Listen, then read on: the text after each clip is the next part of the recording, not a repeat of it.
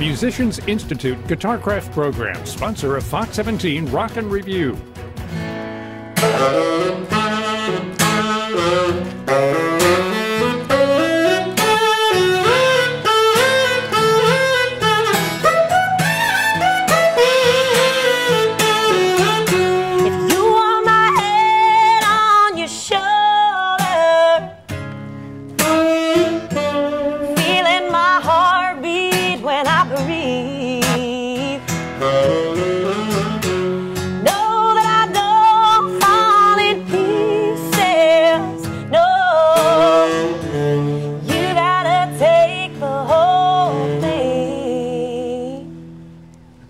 Make it slow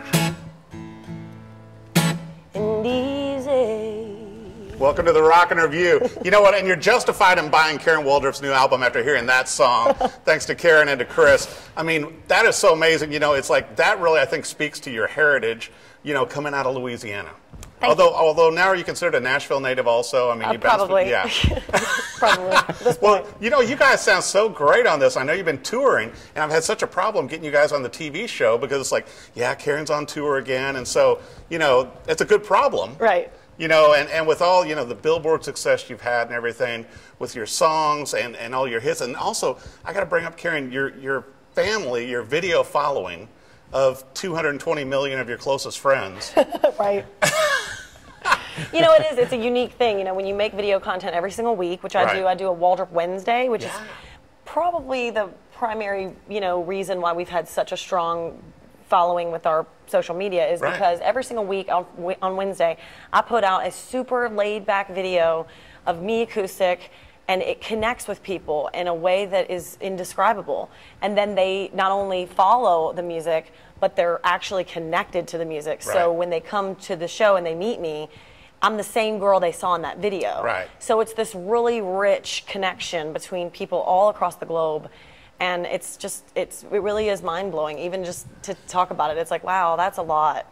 Well, you know, and you and I were talking before we came down to the studio, Karen, to where you're very unique as an artist that you have that kind of video following, because so much of what you've done with your music and with your fans has been through Facebook, and even like the Reba McEntire song you did, you know, and then that went viral. Yeah. And you know, talk about that, where you played that song for a fan, and then it just kind of exploded. Yeah, it was actually my birthday, and I was thinking, okay, well, I need to figure out what I'm going to do for my birthday, because my birthday's on Waldrup Wednesday.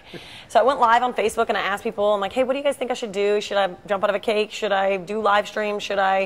What should I do? And everyone started commenting that they wanted me to hear me do a Reba song, because I've never sang a Reba song. I've sang Dolly Parton, I've done Patsy Cline, I've done all these, but I've never done Reba. And so, so the guy says, one of the guys says, Reba McEntire's Fancy. And the minute he said it, I started singing it. I remember it all very well looking back. And then I'm like, that's what I'm going to do. So Chris and I, when we were in Manton, Michigan, we were staying in a bed and breakfast, and the lady who owned the bed and breakfast had a little shed. And we went out to the shed, found this old keyboard, piano, sorry, and it was dusty, and it was perfect, and the set looked like the song. And, you know, people connected, and I asked them for a birthday gift. I said, for my birthday, will you share this video?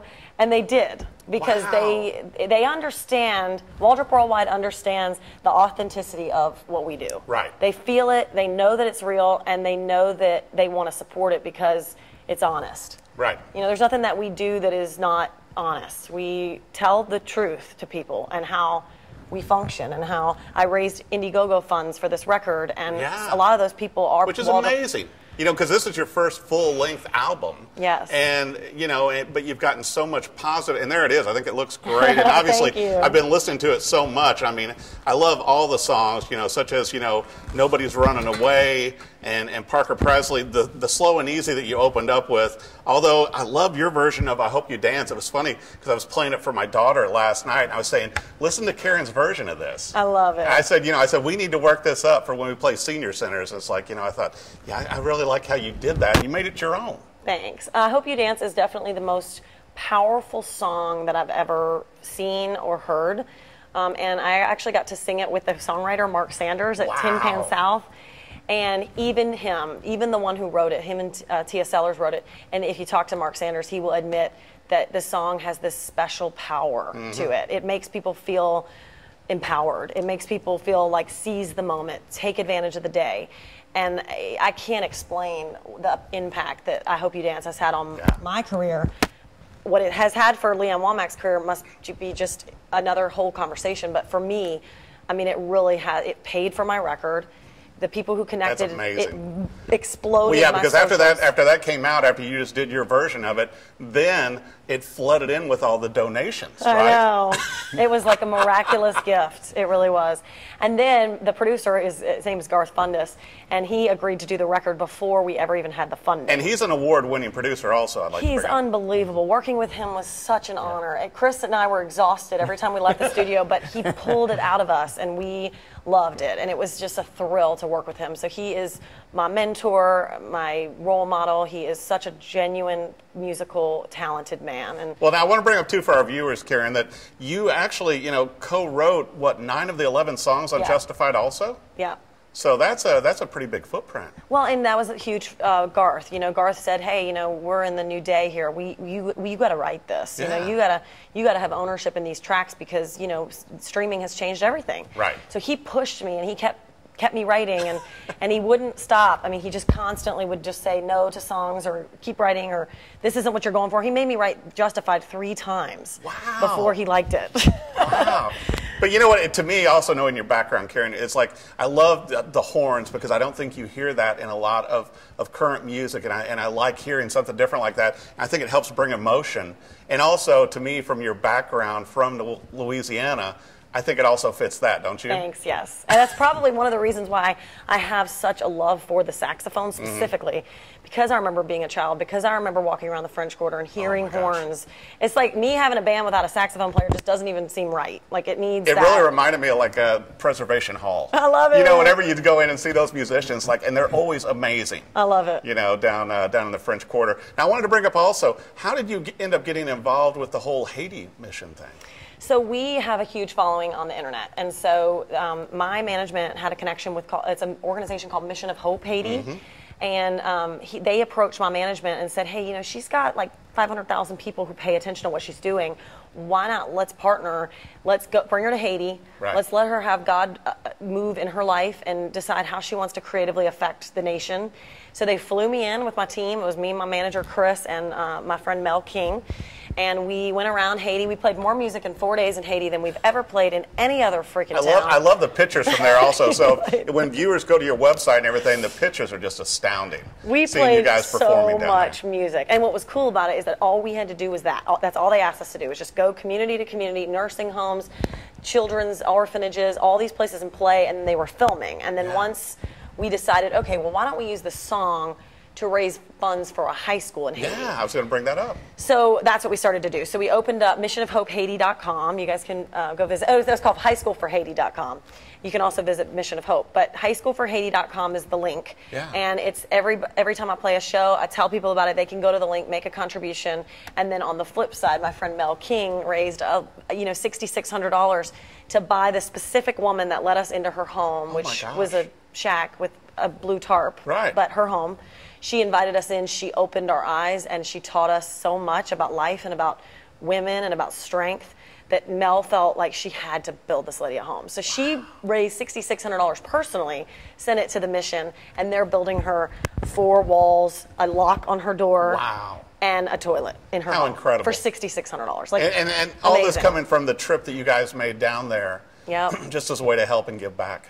Well, and I think it's one of those things where we were already looking for a global outlet for charity, and it kind of just came to us. And it was a perfect fit because we're Waldrop Worldwide. We're not Waldrop US. Right. So we wanted to do something international. We wanted to do something for an impoverished nation in another country. Well, and you've got fans, like you said, worldwide, Spain, everywhere, that reach out to you. And like we were talking before we came down to the studio too, Karen, it's like you reach back out to them. Yeah. So it's two-way communication. It's not just you putting out music or talking to them through your videos.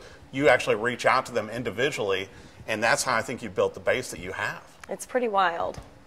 And then when they come to my gig, they drive for 5 or 6 hours or something crazy, and then they're like, you know, it looks like they're meeting Taylor Swift or something. And I'm like, hey, I'm just Karen Waldrup, like, you know. Well, you know, you have had a few hits on Billboard, right. So I mean, I think, I'm sure New Orleans and Louisiana are pretty proud of you as well, as your family. Thank you. Now, you. where's the best place? You know, obviously the album Justified is for sale everywhere you buy your music. Whether you download it, I suggest you buy the album because I really like the artwork and the whole little sign look thing here. We see it right there. I sign every copy. Yeah, and so basically, website-wise, where's the best place for viewers to go?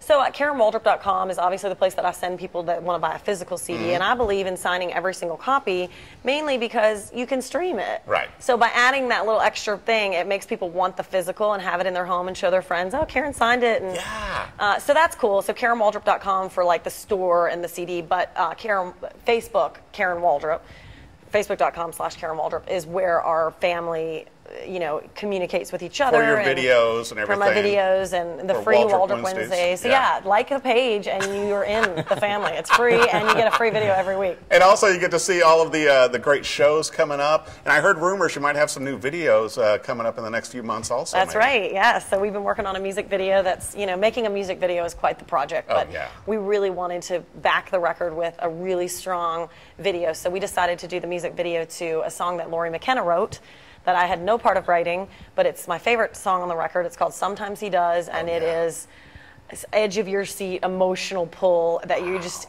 the first time I heard it was like 5 years ago, and I fell in love with it. I never dreamed it would be on my record, but I fell in love with it driving through Utah with the band. I heard it for the first time, and I started crying, and I had to pull over.